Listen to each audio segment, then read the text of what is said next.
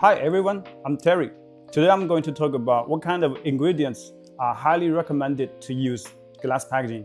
Don't get me wrong, I'm not talking about the look, because today the plastic packaging can look as good as glass. I'm going to talk about chemical sides and how the packaging affects your formulas. Glass has an incredibly high level of chemical inertness. That means glass won't react to everything inside the bottles. Of course, there are still a lot of products using plastic packaging like hand creams, sunscreens, or like cleansers because they don't react with the plastics.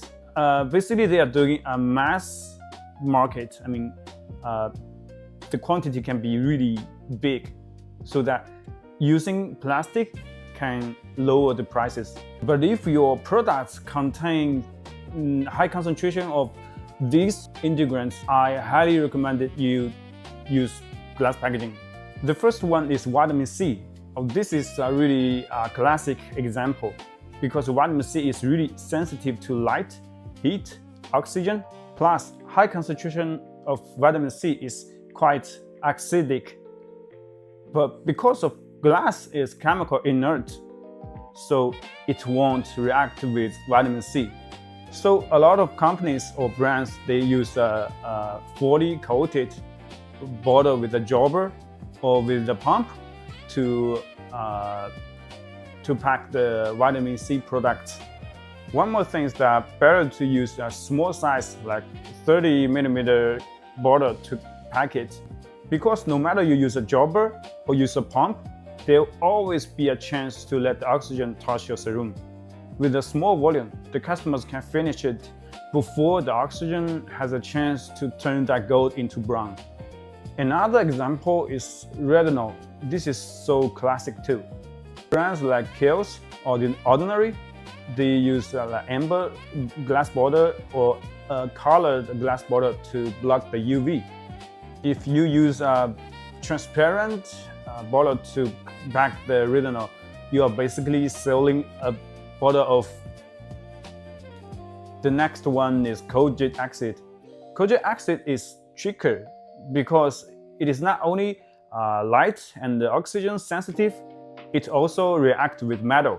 So if your pump, there's a metal spring in it and the Kojic acid touches it, it will discolor instantly. So the first choice is glass, and with the pump without metal.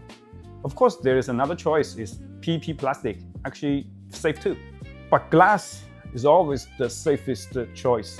Now I'm going to talk about oils. Not only essential oils, I'm talking about all oils. Technically, all oils should be in glass because plastic is also derived from petroleum. So basically, plastic is oil loving. Chemically speaking, like dissolves like over time. No matter your essential oil or what oils, they will leach into the plastic bottles. That is why old plastic bottles with oil always feel sticky. But glass is basically stone. The glass won't react with the oil, or the oil cannot leach into glass. So glass for oil is the perfect choice. Now we talk about AHA, BHA, and honestly, I'm trying to talk about high concentration of acids. But if the concentrate is low, I think it's fine to contain with plastic bottles. If the concentration is high with long-term contact with plastic, then the plastic bottle will be fragile. So for high-strength acids, glass bottles is the professional standard. Another thing is alcohol. Alcohol is a powerful organic solvent. It will dissolve certain types of plastic. That's why you cannot see any luxury perfume in a plastic bottle. They will always be glass bottles. You'll lose the scent, and the alcohol will wash out the cheap smell of the plastic into your fragrance. Okay, here's a simple summary table of it. And of course, maybe there are some advanced technology of it can avoid plastic to ruin the formula, but The simplest way, I think, is glass.